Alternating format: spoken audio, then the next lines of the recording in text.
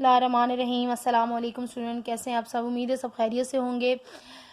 आज क्लास 9 नए आने वाली जो क्लास 9 है उनके लिए मैं सिलेबस को स्टार्ट करवाने जा रही हूँ। Science plus arts, chemistry, physics और इसी तरह मैथ्स, जर्नल का मैथ जो है वो मैं करवा चुकी हूँ पूरा सिलेबस कंप्लीट। और उनके बाकी सब्जेक्ट्स को इंशाल्लाह, उनकी भी साइंस को इंशाल्लाह साथ साथ कंटिन्यू कराऊंगी। और केमिस्ट्री, फिज़िक्स और साथ में जो है आपका साइंस जो है मैथ्स, साइंस वालों का मैथ्स जो है वो भी, और इंग्लिश भी साथ। ठीक है, अब देखें, सबसे पहले हमारी जो केमिस्ट्री की ये फिज़िक्स की ये बुक है।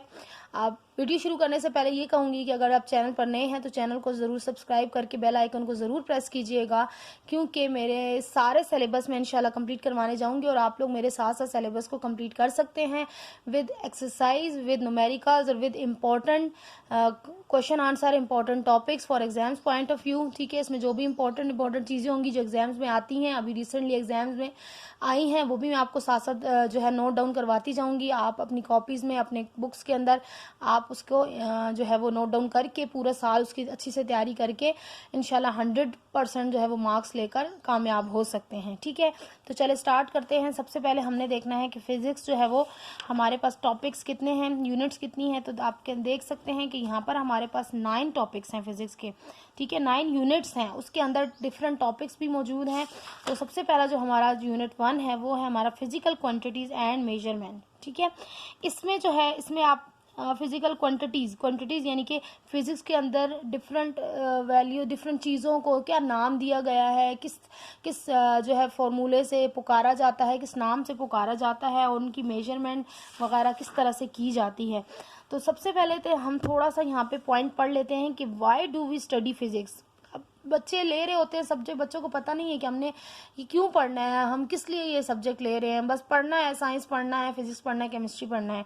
तो आपको ये तो पता ही होना चाहिए कि आप क्यों इस सब्जेक्ट को पढ़ रहे हैं। तो देखें, which device will you choose to measure the length of small cylinder. अब ये भी आपको इसमें पता चलेगा कि कौन सी आप डिवाइस जो है वो मेजर करेंगे, डिवाइस यूज़ करेंगे स्मॉल सिलेंडर, छोटे से छोटे किसी सिलेंडर को मेजर करने के लिए कौन सी डिवाइस आप यूज़ करेंगे। अच्छा, उसके बाद आप क्या स्टडी करेंगे, how will you determine the thickness of a piece of wire. ठीक है, आप किसी भी तार की थिकनेस को कैसे मेजर कर सकते हैं। थिकनेस यानी कि वो कितनी मोटी है, कितनी चौड़ी है। अच्छा, उसके बाद आप क्या स्टडी करेंगे, how will you find the volume of small stone. छोटे पत्थर का जो वॉल्यूम है, जो उसका वॉल्यूम तो आपको पता ही होगा ना, उसकी मेजरमेंट। ठीक है, वो आप कैसे निकाल सकते हैं। देखिए, स्टोन तो टेढ़ा मेढ़ा होता है, ठीक है, या राउंड होते हैं, तो उसको हमें सही से मेजर करना नहीं आ रहा होता। बस हम इंचेस में भी उसको प्रॉपर मेजर नहीं कर सकते, सेंटीमीटर में। तो यहाँ आपको फिजिक्स बताएगी कि उसके हर हिस्से को कैसे मेजर किया जाता है। फिर why ice floats while a coin sinks in the water. अब देखें, जो बर्फ़ होती है वो क्यों पानी के ऊपर फ्लोट करती है, तैरती है, जबकि जो छोटा सा सिक्का है, बर्फ़ के तो बड़े बड़े जो हैं ग्लेशियर्स होते हैं, अगर बर्फ़ पूरी हो तो वो ऊपर ही फ्लोट करती है, जबकि छोटा सा सिक्का कॉइन आप डालेंगे तो वो पानी के नीचे चला जाएगा। After learning this unit you will be answer this and other smaller similar question. ठीक है, आपको ये पता चल गया कि ये चैप्टर आप क्यों पढ़ रहे हैं और क्या क्या चीज़ें इससे आपको पता चल जाएगी। अब मैं आपको बताती हूँ कि एग्जाम्स के पॉइंट ऑफ व्यू से आपकी कौन सी इसमें से क्वेश्चन इंपॉर्टेंट है। सबसे पहले आपकी डेफिनेशन इंपॉर्टेंट है, you can tick and mark the important here. आप यहाँ पर लिख सकते हैं कि ये डेफिनेशन जो है वो इम्पोर्टेंट है। ठीक है, अब आपको ये डेफिनेशन पता होनी चाहिए, तो मैं डेफिनेशन से ही स्टार्ट करती हूँ। Physics is the branch of science which observes the nature.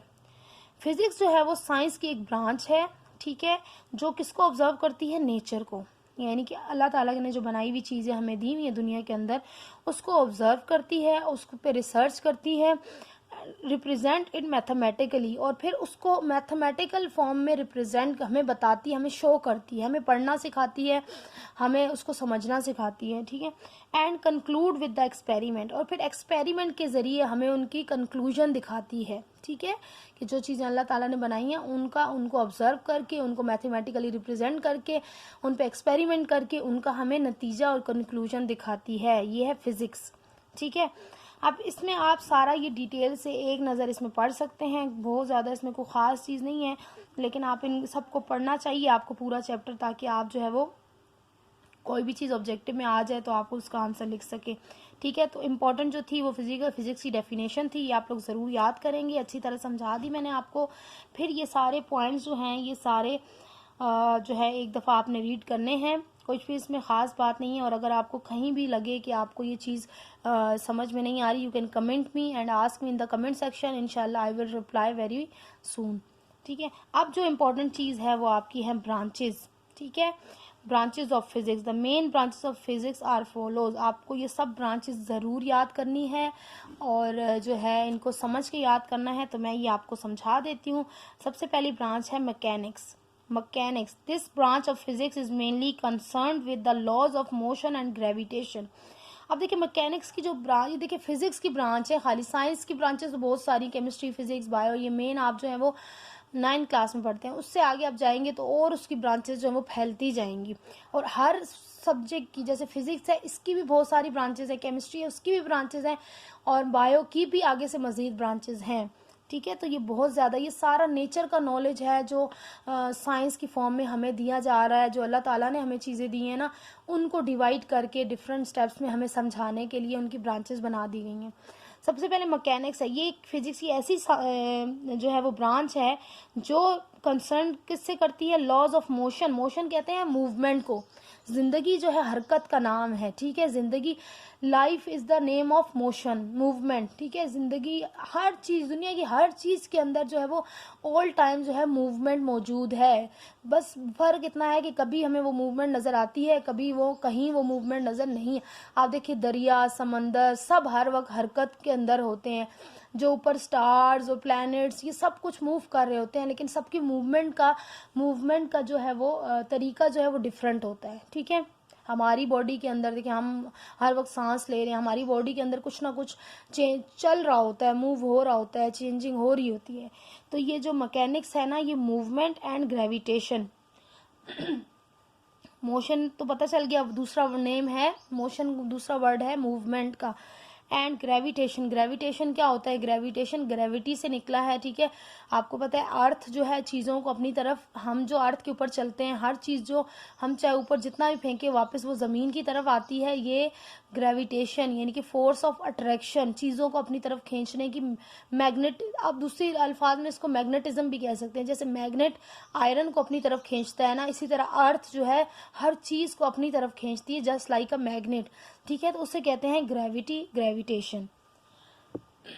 ये हो गई आपकी मैकेनिक्स।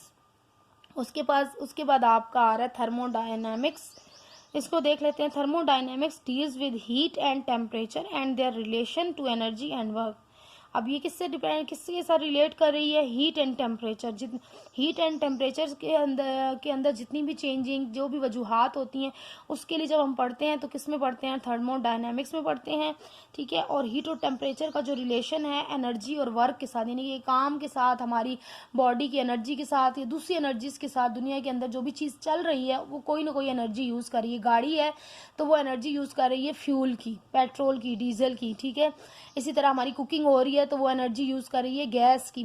तो यानी कि एनर्जी और वर्क क्या, एनर्जी के बगैर कोई भी काम नहीं हो सकता, वो किसी भी टाइप की एनर्जी हो। हमारी बॉडी के अंदर जो एनर्जी होती है, फूड एनर्जी होती है। ठीक है, वो हमारे अंदर जाती है तो हम काम करते हैं। ठीक है, काम, इसी तरह हर चीज़ के अंदर कोई ना कोई एनर्जी यूज़ हो रही होती है। तो ये साइंस है आपकी, ये ब्रांच है आपकी थर्मोडायनेमिक्स। उसके बाद आप आ जाएं इलेक्ट्रिसिटी, ये भी अलग से एक ब्रांच है। Is the study of properties of charges in rest and motion. अब नाम से आपको पता चल रहा है कि ये इलेक्ट्रिसिटी के हवाले से हमें जो है चीज़ें बताता है। ये जो बताती ये ब्रांच रेस्ट एंड मोशन, यानी कि जो चीज़ कहीं से स्टार्ट हो रही है और कहाँ तक हरकत तक जा रही है। चार्जेस, इसके नेगेटिव, बिजली के अंदर जो है नेगेटिव और पॉजिटिव चार्जेस होते हैं, और इस तरह की मुख्तलिफ चीज़ों के बारे में हमें ये इलेक्ट्रिसिटी बताती है। ये देख सकते हैं आप पिक्चर थर्मोडायनेमिक की, आप ये पिक्चर देख सकते हैं। एनर्जी और वर्क का देखिए, आग जल रही है तो किस में जल रही है, गैस होगी, तो जाहिर बात है इलेक्ट्रिसिटी की आप देख सकते हैं, उन्होंने दिखाई है कि जो कुदरत के अंदर जो इलेक्ट्रिसिटी होती है वो भी, और पिलर्स लगाए जाते हैं, ये आर्टिफिशियल इलेक्ट्रिसिटी बनाई जाती है वो। उसके बाद आ जाती है मैग्नेटिज्म। मैग्नेटिज्म की पिक्चर आप देख सकते हैं, मैग्नेट ऊपर रखा हुआ है, ये आयरन की चीज़ों को ऊपर अपनी तरफ खींच रहा है।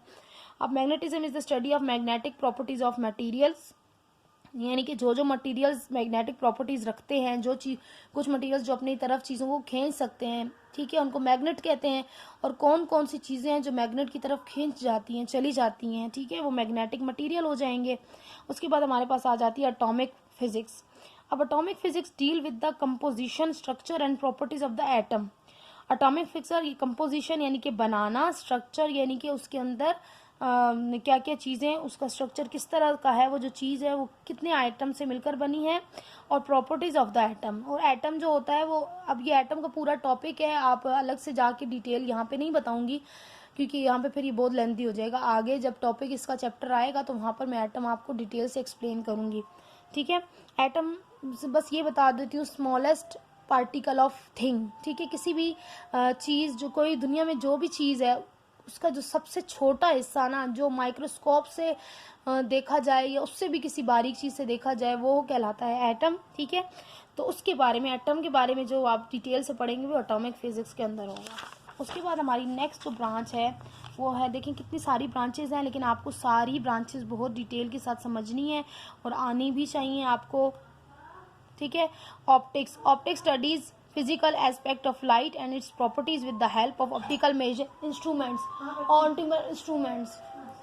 ऑप्टिक्स, अब ये ऑप्टिक्स से आपको पता चल रहा है, ये देखें, studies physical aspect of light and its properties with the help of optic, light और उसका लाइट, चेंज ऑफ लाइट, और लाइट कैसे बनी, और लाइट के अंदर कितने कलर्स होते हैं, और आइज़ का हमारे सारा जितना भी कैमरा और लाइट से जितनी आँख की जितनी चीज़ें होती हैं ना, ग्लासेस और सारी ये चीज़ें का आप नॉलेज पढ़ेंगे ऑप्टिक्स के अंदर, ठीक है। उसके बाद आपका आ जाता है sound. Sound is the study of production, properties and application of sound waves. अब साउंड में नाम से आपको पता चल रहा है, साउंड फिजिक्स वो है कि जिसकी आप बनाना, साउंड बनता कैसे है और इसकी क्या प्रॉपर्टीज़ हैं और साउंड वेव्स क्या होती हैं, पूरा साउंड के बारे में आप पढ़ेंगे, वो साउंड फिजिक्स कहलाएगी। फिर आपकी आ जाएगी न्यूक्लियर फिजिक्स। न्यूक्लियर से आपको पता चल रहा है जो बॉम्ब्स वगैरह और न्यूक्लियर मटेरियल जो होता है ना, वो केमिकल्स वगैरह। Nuclear physics deal with the constituents, structure, behaviour and interactions of atomic nuclei, ठीक है, यानी कि एटॉमिक न्यूक्लाई, ये मैंने आपको बताया ना, जो केमिकल्स वगैरह, जिस तरह आपको आपके बॉम्ब्स वगैरह और इस तरह की जो चीज़ें हैं ना बनती हैं, तो वो न्यूक्लियर फिजिक्स के अंदर होता है। फिर आ जाए particle physics. Particle physics studies the elementary constituents of matter and radiation and the interaction between them. ये किसके बारे में हम पढ़ते हैं? Matter and radiation. मैटर क्या होता है ये आपको बचपन से पढ़ते आ रहे हैं। मैटर जो होता है वो मादा होता है, और मादे की मैटर की 3 इकसाम हैं, और वो सॉलिड, लिक्विड और गैस। उसके बारे में उनकी चेंजिंग्स रेडिएशन कहते हैं। चेंजिंग्स के बारे में हम उन दोनों के बीच में जो चेंजिंग होती है उनके बारे में किस में पढ़ते हैं? पार्टिकल फिजिक्स के। उसके बाद आ जाता है astrophysics. Astrophysics the study of celestial object with the help of laws of physics is known as astrophysics। यहाँ पे देखिए, आप पिक्चर देख सकते हैं ऑप्टिक की। देखिए सारा लाइट का काम है इसके अंदर, कैसे हम देखते हैं। और फिर आपके पास आ रहा है साउंड, और फिर न्यूक्लियर फिजिक्स, ये देखें बॉम्ब वगैरह और न्यूक्लियर चेंजिंग जो होती है उसके अंदर वो। अब यहाँ पर हमने कहा था एस्ट्रोफिजिक्स। एस्ट्रोफिजिक्स यानी कि जो स्पेस के अंदर जो एस्ट्रोनॉट्स जो वर्क करते हैं ना, एस्ट्रोफिजिक्स पढ़ के करते हैं, एस्ट्रोनॉमर्स बनते हैं, जो स्पेस के बारे में जितना भी नॉलेज होता है, स्टडी होती है, वो एस्ट्रोफिजिक्स कहलाती है। फिर आपकी आ जाती है plasma physics. Plasma physics the study of ionize state of matter and its properties is known as plasma physics. Plasma फिजिक्स क्या कहलाती है? पहले मैं आपको यहाँ से थोड़ी सी पिक्चर्स दिखा देती हूँ। पार्टिकल फिजिक्स, देखें ये पार्टिकल फिजिक्स है, ये आपको नज़र आ रहा है कि छोटे छोटे पार्टिकल्स के बारे में। फिर आपका एस्ट्रोफिजिक्स आ रहा है, ये स्पेस के बारे में। फिर आपका आ रहा है प्लाज्मा फिजिक्स, ठीक है। तो ये सारी आपको ब्रांचेज हैं। उसके बाद जियो फिजिक्स है, तो the study of internal structure of earth is known Jio physics. तो इसके बाद नेक्स्ट वीडियो बनाऊंगी, यहाँ तक कि आप कंटिन्यू रखिएगा, और जो समझ ना आए कमेंट करके बताइएगा। इजाज़त चाहती हूँ, अल्लाह हाफिज़।